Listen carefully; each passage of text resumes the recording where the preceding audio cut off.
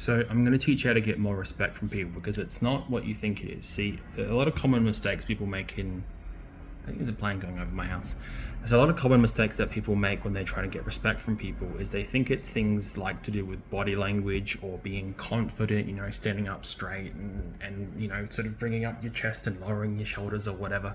And these are important elements, but the key ingredients really are as follows. So there's two key ingredients to getting respect from people. So the first is competence over time. So what the heck does this mean? This means being good at the thing that you're interested in over time consistently.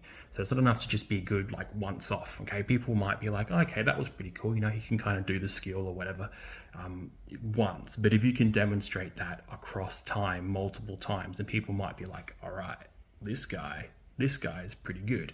So that's the first element. The second element is whether the things that you're doing are relevant to the person that's observing you and judging you, because you might be good at something, but if people don't care, then they're not really going to respect you, right? So yes, the second element is like, it's basically domain specific skills. So as in you doing something that other people care about, and if you can do it consistently across time, then people will start to respect you because you're doing something that interests them, that also you're pretty good at. And humans and people, we value performance, right? We value not just saying you're good, but actually like being good, right? So then what we're really getting at is this idea of reputation. So reputation is one of the biggest predictors of whether people respect you or not. So if you're reputable for doing something, like think of someone that's famous that you respect, right? And you really analyze like why you respect them. And one of the reasons why is because they're just probably damn good at whatever it is they do. In your mind, they've built up a reputation for being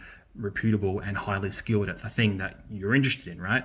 So that principle really applies to you when other people are judging and assessing you. You want to build up a reputation in their mind consistently across time of being, good at the thing that, or the things, because it can be multiple things, I suppose, that you're good at, right? Now, before at the start of the video, I mentioned there's like a couple of things that people make as common mistakes, and they like body language and being confident and whatever, and showing that what you've got.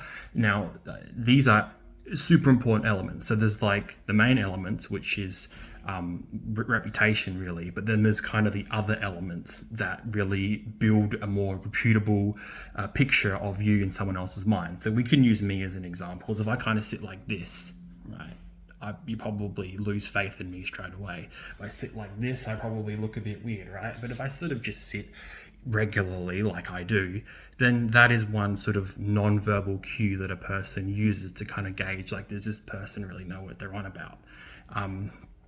Tone and incantation is important as well. So if I kind of sound like this, you might not believe me. But if I just speak normally, kind of like I do, a bit of tone incantation in how I sound, go up and down, dogs, you start to believe me a little bit more, right? So the last element that I want to cover is called thin slicing. So this is just a weird psychology way of studying how quickly people judge other people. So it takes about 30 to 60 seconds for someone to thin slice you, or basically judge you. So first impressions are kind of important, right? But first impressions are important, and then you consistently build your reputation on top of that across time. But let's just cover like the first 30 to 60 seconds. And this is where like the body language stuff and tone and incantation and all those common things like show confidence or whatever, those common things sort of come into it. So if I open this video and I sat like this,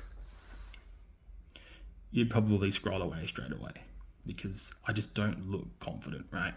But if I just sort of sit regularly and sound regular, that sort of bypasses the 30 to 60 second judgment time frame I kind of have on people before they need to start demonstrating the skill of the video to keep you hooked. So if you're watching this last little bit, then clearly I have demonstrated I've gotten past the first 30 to 60 seconds of you judging me, and now I'm starting to demonstrate my skill and my reputation across time, and now we've reached the end of the video, and you'll sort of see that how I've done it is basically how you could probably mimic doing it.